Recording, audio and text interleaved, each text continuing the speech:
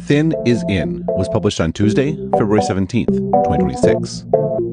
There was, in the early days of computing, no debate about thick clients versus thin. When a computer was the size of a room, there were no clients. You scheduled time or submitted jobs and got back the results when it was your turn. A few years later, however, thin clients in the form of a monitor and keyboard arrived. There is no computer in this image. Rather, this is a terminal connected to a mainframe. That's why it's called a quote-unquote thin client. It's just an interface, with all the computing happening elsewhere, i.e. in another room. By the 1980s, however, quote-unquote thick clients were the dominant form of computing in the form of the PC. All of your I/O and compute were packaged together. You typed on a keyboard connected to a PC, which output to the monitor in front of you. A decade later, and Sun Microsystems in particular tried to push the idea of a network computer. This was a device that didn't really have a local operating system. You ran Java applications and Java applets from a browser that were downloaded as they were used from a central server. Sun's pitch was that network computers would be much cheaper and easier to administer, but PCs were dropping in price so quickly that the value proposition rapidly disappeared, and Windows so dominant that it was already the only platform that network administrators wanted to deal with. Thick clients won, and won decisively. If you wanted to make a case for thin clients, you could argue that mobile devices are a hybrid. After all, the rise of mobile benefited from and drove the rise of the cloud. Nearly every app on a phone connects to a server somewhere. Ultimately, however, mobile devices are themselves thick clients. They are very capable computers in their own right, that certainly benefit from being connected to a server, but are useful without it. Critically, the server component is just data. The actual interface is entirely local. You can make the same argument about SaaS apps. On one hand, yes, they operate in the cloud and are usually accessed via a browser. On the other hand, the modern browser is basically an operating system in its own right, and the innovations that made SaaS apps possible was the fact that interactive web apps could be downloaded and run locally. Granted, this isn't far off from Sun's vision, although the language ended up being JavaScript, not Java, but you still need a lot of local compute to make these apps work. AI versus UI. The thick versus thin debate felt, for many years, like a relic. That's how decisive was the thick client victory. One of the things that is fascinating about AI, however, is that the thin client concept is not just back, it's dominant. The clearest example of this is the interface that most people use to interact with AI, chat. There is no UI that matters other than a text field and a submit button. When you click that button, the text is sent to a data center, where all the computation happens, and an answer is sent back to you. The quality of the answer or of the experience as a whole is largely independent of the device you are using. It could be a browser on a PC, an app on a high-end smartphone, or the cheapest Android device you can find. The device could be a car, or glasses, or just an earpiece. The local compute that matters is not processing power, but rather connectivity. This interaction paradigm actually looks a lot like the interaction paradigm for mainframe computers. Type text into a terminal, send it to the computer, and get a response back. Unlike mainframe terminals, however, the user doesn't need to know a deterministic set of commands. You just say what you want in plain language and the computer understands. There is no pressure for local compute capability to drive a user interface that makes the computer easier to use, because a more complex user interface would artificially constrain the AI's capabilities. Nicholas Bustamante, in an excellent X article about the prospects for vertical software in an AI world, explained why this is threatening. When the interface is a natural language conversation, years of muscle memory become worthless. The switching cost that justified the $25,000 per seat per year dissolves. For many vertical software companies, the interface was most of the value. The underlying data was licensed, public, or semi-commoditized. What justified premium pricing was the workflow built on top of that data. That's over. Bustamante's post is about much more than chat interfaces, but I think the user interface point is profound. It's less that AI user interfaces are different, and more that, for many use cases, they basically don't exist. This is even clearer when you consider the next big wave of AI, agents. The point of an agent is not to use the computer for you, it's to accomplish a specific task. Everything between the request and the result, at least in theory, should be invisible to the user. This is the concept of a thin client taken to the absolute extreme. It's not just that you don't need any local compute to get an answer from a chatbot. You don't need any local compute to accomplish real work. The AI on the server does it all. Of course, most agentic workflows that work tread a golden path, but stumble with more complex situations or edge cases. That, though, is changing rapidly as models become better and the capabilities of the chips running them increase, particularly in terms of memory. When it comes to inference, memory isn't just important for holding the model weights, but also retaining context about the task at hand. To date, most of the memory that matters has been high bandwidth memory attached to the GPUs, but future architectures will offload context to flash storage. At the same time, managing agents is best suited to CPUs, which themselves need large amounts of DRAM. In short, both the amount of compute we have and the capability of that compute still isn't good enough. Once it crosses that threshold, though, demand will only get that much stronger. This combination of factors will only accentuate the dominance of the thin client paradigm. First, if compute isn't yet good enough, then workloads will flow to wherever compute is the best, which is going to be in large data centers.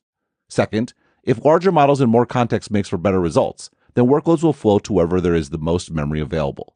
Third, the expense of furnishing this level of compute means that it will be far more economical to share the cost of that compute amongst millions of users, guaranteeing high utilization and maximizing leverage on your upfront costs. Yes, you can run large language models locally, but you are limited in the size of the model, the size of the context window, and speed. Meanwhile, the superior models with superior context windows and faster speeds don't require a trip to the computer lab. Just connect to the internet from anywhere. Note that this reality applies even to incredible new local tools like OpenClaw. OpenClaw is an orchestration layer that runs locally, but the actual AI inference is, by default and in practice for most users, done by models in the cloud. To put it another way, to be competitive, local inference would need some combination of smaller yet sufficiently capable models, a breakthrough in context management, and critically, lots and lots of memory. It's that last one that might be the biggest problem of all. The memory crowd-out, from Bloomberg. A growing procession of tech industry leaders, including Elon Musk and Tim Cook, are warning about a global crisis in the making. A shortage of memory chips is beginning to hammer profits, derail corporate plans, and inflate price tags on everything from laptops and smartphones to automobiles and data centers. And the crunch is only going to get worse.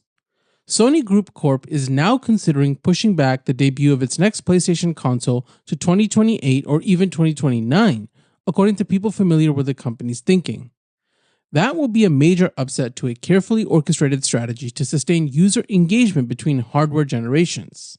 Close rival Nintendo, which contributed to the surplus demand in 2025 after its new Switch 2 console drove storage card purchases, is also contemplating raising the price of that device in 2026, people familiar with its plans said. Sony and Nintendo representatives didn't respond to requests for comment. A manager at a laptop maker said Samsung Electronics has recently begun reviewing its memory supply contracts every quarter or so, versus generally on an annual basis. Chinese smartphone makers including Xiaomi, Oppo, and Shenzhen Transsion Holdings are trimming shipment targets for 2026, with Oppo cutting its forecast by as much as 20%, Chinese media outlet GMN reported. The companies did not respond to requests for comment. The memory shortage has been looming for a while and is arguably the place where consumers will truly feel the impact of AI. I wrote in January in the context of NVIDIA's keynote at CES, quote, CES stands for Consumer Electronics Show, and while NVIDIA's gaming GPUs received some updates, they weren't a part of Huang's keynote, which was focused on that Vera Rubin AI system and self-driving cars. In other words, there wasn't really anything for the consumer, despite the location, because AI took center stage. This is fine as far as NVIDIA goes. Both the Vera Rubin announcement and its new Alpamayo self-driving system are big deals. It is, however, symbolic of the impact AI is having on technology broadly, and that impact is set to impact consumer electronics in a major way. Specifically, not only is all the energy and investment in the tech sector going towards AI, but so is the supply chain. A big story over the last few months has been the dramatically escalating cost of memory, as the major memory manufacturers shift their focus to high bandwidth memory for AI chips in particular. What that means is that everything else is going to get a lot more expensive. Memory is one of the most expensive components in nearly everything tech-related, and given the competitive and commoditized nature of the industry, those costs will almost certainly be passed on to the end users. This AI crowd-out dynamic arguably started with the hyperscalers, who diverted ever-increasing parts of their budget to GPUs in place of CPU purchases. But now it's coming for everything from grid power to turbines and now to components, and it's only going to increase and become more impactful to end users. In other words, NVIDIA may not have talked about consumer electronics at the Consumer Electronics Show, but they are having the biggest impact on the industry by far. End quote. The downsides of this crowd-out effect are obvious. I pity anyone trying to build their own PC, for example, but soon their pain will be everyone's pain as prices inevitably rise on everything that needs RAM. At the same time, I think the reported PlayStation delay is telling. Apparently the PS5 is good enough for Sony to wait for more memory capacity to come online, and they're probably right. Thick clients, of which consoles like the PS5 are the ultimate example, have long since reached the point of diminishing returns when it comes to hardware improvements. I think you could make the same case for PCs and phones as well. What we already have is already more than sufficient for almost any task we want to do. Moreover, the plateau in thick client capability is happening at the same time that the need for any capability at all is disappearing, thanks to these entirely new AI workflows that happen in the cloud. Yes, it sucks that AI is making memory scarce and personal computers of all kinds, from PCs to phones to consoles, more expensive. It's also making them less important than ever. Of course, thick clients could make a comeback, particularly since local inference is quote-unquote free, i.e. the user pays for their own electricity. As I noted above, however, I'm skeptical about local inference in the near term for performance reasons, and the memory crunch is going to make it uneconomical for the foreseeable future. And by the time local inference is a viable alternative, path dependency downstream of these few years may have already led to many workflows moving to this new paradigm. It will, to be clear, be a transition. UI isn't just about how to use a computer. It also, as Benedict Evans noted on a recent interview, embeds critical aspects of how business works. Open-ended text prompts in particular are a terrible replacement for a well-considered UI button that both prompts the right action and ensures the right thing happens. That's why it's the agent space that will be the one to watch.